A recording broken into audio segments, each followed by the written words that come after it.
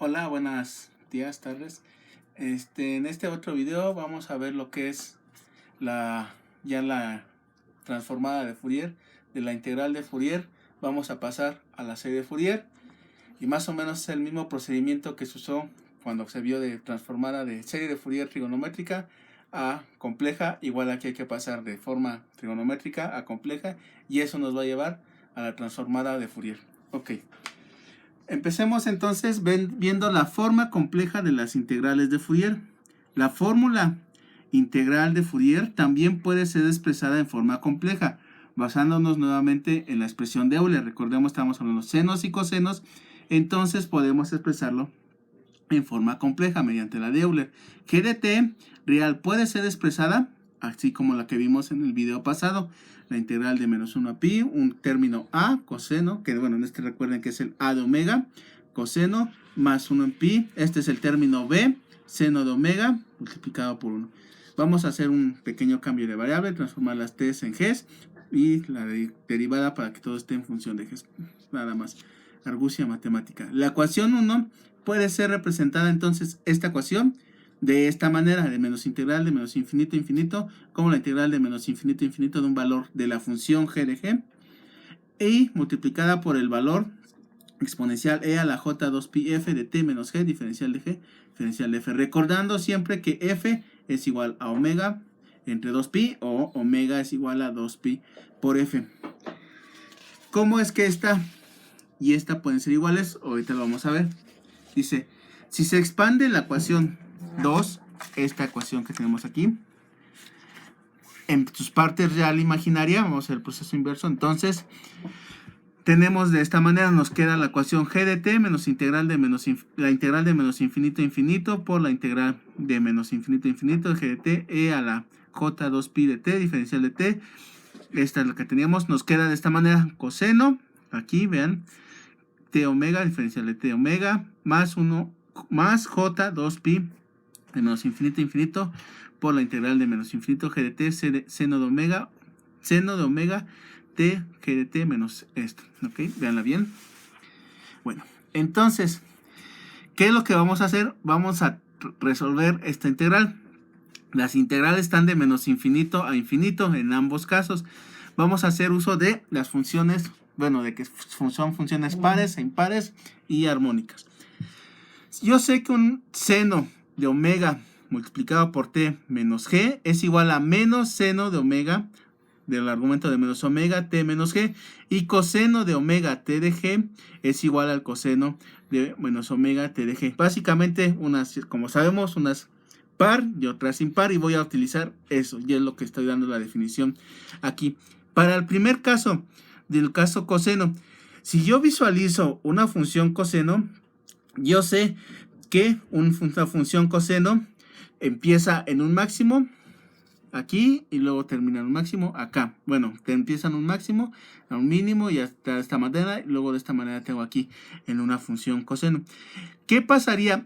Recordemos cuál es el concepto de integral. Integral es la suma del área bajo la curva. Es decir, si yo hago una integral de 0, de todas las partes positivas, desde 0 hasta infinito, y luego de infinito, de menos infinito a 0, lo que tengo es 2 veces esa integral. Esto se ve visualizando la función coseno. Se me olvidó aquí dibujarlas, pero visualicen, todos ya conocemos una función coseno, no hay mucho esfuerzo. Entonces, si yo hago la integral, que es la suma, recordemos que es la suma, entonces esto es lo mismo de menos infinito a infinito que la suma de 2 veces de 0 a infinito que tengo de coseno. Nada más estoy reduciendo un poco la integral. Y esto me va a ayudar a reducir la otra parte, porque entonces, bajo esto, entonces el seno, pues tengo en ambas partes funciones iguales que van a ser unas positiva y otra parte negativa. Bueno, recuerden cómo está, visualicen la función coseno, la función seno, y la integral de menos infinito a infinito me va a dar 0 de una función seno como la que tengo aquí. Esto se les va a hacer más claro cuando visualicen las funciones seno y tengan presente que pues una integral es una sumatoria. Ok, pasemos a lo siguiente. Entonces, la ecuación 2, recuerden, esta es la ecuación 2. La ecuación 2 se reduce, ya nada más tengo términos cosenos, que es lo que tengo yo aquí. Coseno de menos infinito a infinito g de t omega diferencial de omega t. Y esta puedo yo expresarla, ¿de acuerdo?, con esta que yo tengo aquí. Haciendo como, pues simplemente es identidad trigonométrica omega de t, diferencial t, y haciendo la identidad trigonométrica, y me queda de esta manera. 1 en pi, se integral de 0 a infinito por menos infinito a infinito, g de g, coseno de omega g por coseno de omega t, más t seno omega t, más seno de, más omega t, diferencial de g por diferencial de omega. Esto viene de aquí, simplemente vean sus identidades trigonométricas y les va a dar lo mismo. Entonces, el lado derecho de 4, de la que tengo yo aquí, es el mismo que de 1. Recuerden la ecuación 1 que vimos hace ratito. Esta ecuación 1 es la misma. Entonces, 2, la ecuación 2, es una expresión equivalente para la identidad integral de Fourier. Lo único que hicimos fue demostrar que esto y esto son iguales, ¿ok? De esa manera. Entonces, si ahora definimos, vamos a cambiar las g y poner una función f de f. F de f es igual a menos la integral de menos infinito a infinito. Estamos redefiniendo básicamente la misma. E a la j 2pi f de g por d de g.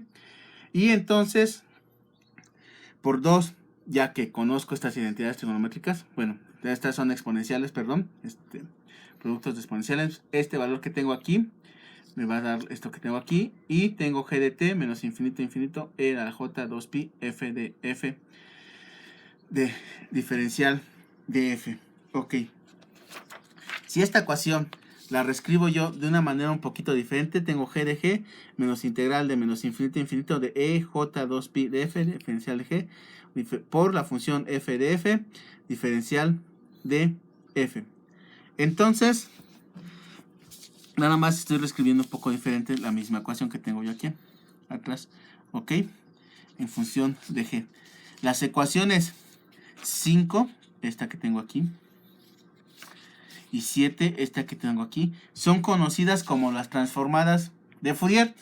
Esto nada más es cómo llegamos de manera matemática. A lo mejor ustedes en matemática las vieron de una manera, un proceso un poco igual más largo, a lo mejor igual no, más corto, pero lo que quería hacer aquí es llegar a estas ecuaciones. Si se usa w en lugar de f como la segunda variable, tengo este conjunto de ecuaciones, este par de ecuaciones que se conocen como las transformadas de Fourier. Transformada lo que hace es que tengo una función en dominio de la frecuencia y puedo obtener su función en el dominio del tiempo. La tengo en el dominio del tiempo, puedo obtenerla en el dominio de la frecuencia. Esto es lo que hace y se conoce como par transformado Fourier. Les repito, quizás ustedes todo este desglose lo vieron de alguna otra manera, con algún otro nomenclatura, porque sí, la nomenclatura puede que cambie dependiendo del autor, y me lo enseñaron de una manera diferente, pero todas estas nos conllevan a este conjunto que, les repito, lo que hace es darme simplemente una función que tengo en tiempo, me la pasa a un dominio de la frecuencia, o una función que tengo en el dominio de la frecuencia, me la va a pasar al dominio del tiempo, para saber las componentes, y nos va a ser de mucha, pero mucha ayuda posteriormente. Ok, entonces una propiedad que va a tener es que el valor absoluto de este f de f que tengo yo aquí es igual a la s de omega que sacamos en el video anterior, y que es igual al valor absoluto de menos f de f. Vean que entonces quiere decir que es una función par. Entonces f de menos f es igual al conjugado de f de f. Vamos a ver un pequeño ejemplo de una distribución de frecuencia, de cómo aplicar esto. Distribución de frecuencia de un pulso rectangular. Supongo que se tiene un pulso de longitud arbitraria y se desea encontrar la distribución de frecuencia de componentes. Tengo un pulso de una duración que simplemente va de 0 hasta t y tiene una amplitud de 1. Entonces voy a encontrar la distribución de frecuencia. ¿Cómo lo hago? Aplicando la transformada de Fourier, aplicando estas funciones.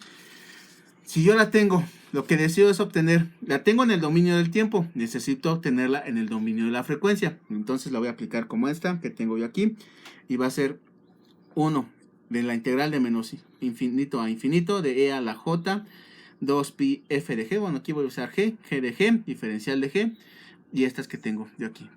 Estas para pasar del dominio de la frecuencia al tiempo, y del tiempo a la frecuencia. Aquí en el dominio de la frecuencia, menos infinito a infinito, e a la menos j omega de t, diferencial de g. La función está definida desde 0 desde menos infinito a 0 no vale. De 0 a t está definida nada más como 1 y de t a infinito tampoco se encuentra. O sea, nada más voy a hacer la integral de 0 a t, que es donde vale y vale 1. Entonces es 1, esa función, ya no puse aquí el 1, multiplicado por e a la menos j omega g diferencial de g. Hago la integral, puedo haberla puesto como t. Hago la integral y me queda esto que tengo aquí. Aplico el límite y me va a resultar esta expresión que yo tengo aquí. Voy a tener esto. Aquí expresado en función de e a la j. Aplico función de Euler para que me quede en función de senos y cosenos y me queda de esta manera. Voy a encontrar entonces a partir de esto. Esto ya me podría dar la amplitud. Incluso si yo la graficara en un programa como MATLAB ya me daría la amplitud. Pero vamos a verla un poco más familiar. Entonces, dado que la magnitud de esta frecuencia es igual a S de omega y es lo que voy a ver. Entonces, y de esto que tengo aquí, la amplitud es de f de menos f. A partir de esto, la distribución de frecuencia, entonces la amplitud va a ser la magnitud, simplemente obtener la magnitud. Y vean, me dio de esta manera, parte real, parte imaginaria. Para sacar la magnitud, pues es el cuadrado de este más el cuadrado de este, elevado todo en raíz, que es lo que tengo yo aquí, ¿ok? 1 en omega. También podría sacar el ángulo, pero ahorita nada más me interesa la amplitud. Y entonces esto, después de un buen curso de unas buenas identidades trigonométricas, me va a reducir a esto que yo tengo aquí, raíz de 2 omega 1 menos coseno. Y esto todavía lo puedo reducir a esto que yo tengo aquí, 2 omega seno de omega de t dividido entre 2. Esta función yo la puedo graficar en función de omega y ya me da la distribución en función de t. La distribución de frecuencia tiene un mínimo de amplitud 0 cuando la frecuencia es igual a omega entre 2pi o n, el valor de n es entre t, donde n es cualquier número entero. La distribución de frecuencia tiene un máximo, es decir, lo único que estoy haciendo es cuando encuentro los máximos y cuando encuentro las frecuencias, aplicando lo que ya aprendimos desde media superior, máximos y mínimos. Igualamos esa función con 0, vamos a encontrar los mínimos y la reducimos a esto que tenemos aquí. Okay. Un caso singular va a ocurrir cuando f es igual a 0. Entonces en este caso se expande esta función en una serie de McLeod, perdón mi pronunciación, la verdad no sé la nacionalidad de este señor, ni siquiera, pero sí sé cómo funcionan sus series. Entonces esa función la podemos expresar en una función de series para el caso de 0 y obtener el valor en f igual a 0. Bueno, el espectro de frecuencia nos va a dar de esta manera, como la que tenemos aquí. Ustedes quizás ya estén familiarizados y sepan que esto, como bien da una función de esta. Aquí nada más se grafique los positivos, pero también dan los negativos de esta manera. Vean bien esta función. Los mínimos están, el ancho va en función de t. Esta función es muy importante, el pulso. ¿Por qué? Porque todas las comunicaciones de hoy en día están basadas en pulsos que vale 1, 0, 1, 0. Y dependiendo del tamaño del pulso, va a ser el ancho de frecuencia que yo esté utilizando aquí. Si yo tengo un ancho muy grande, aquí es inverso.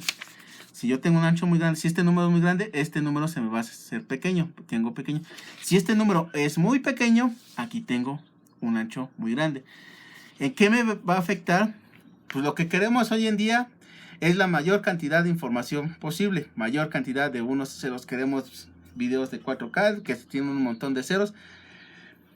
Meter la mayor cantidad de unos y ceros en el menor lapso de tiempo posible. Es decir, este periodo es muy pequeño. Y al ser este periodo pequeño, al hacerlo más pequeño, este ancho se va haciendo más grande.